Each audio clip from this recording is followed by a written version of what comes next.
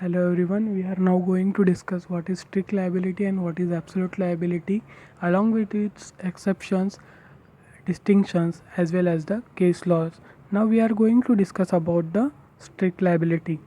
The strict liability is the doctrine that holds a party responsible for the actions or products without the plaintiff having to prove negligence or fault.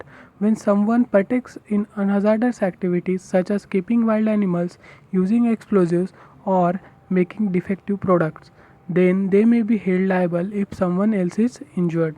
Now, even if the defendant took necessary precautions and followed safety requirements, the strict liability will be there.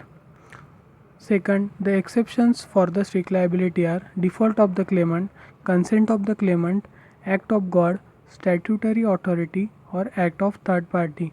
Means any act done by third party is in that case the plaintiff cannot hold defendant liable for that act.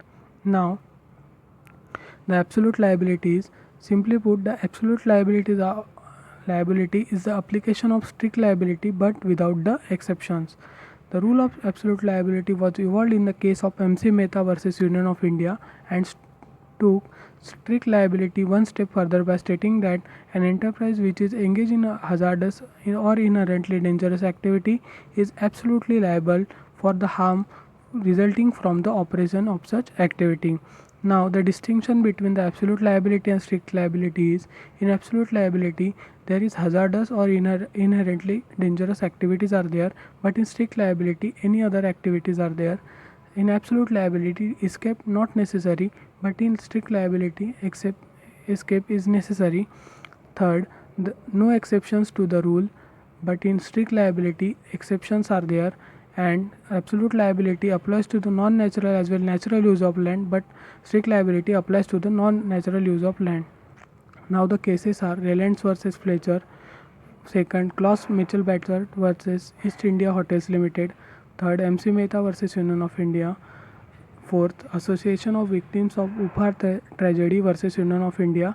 And fourth, Union Carbide Corporation versus Union of India. These are the important cases when we have to understand the strict liability as well as the absolute liability is there. So, thank you so much friend for watching this video. If anyone want to suggest anything, please put your comment in the comment box, then I will try to improve myself as well as the video.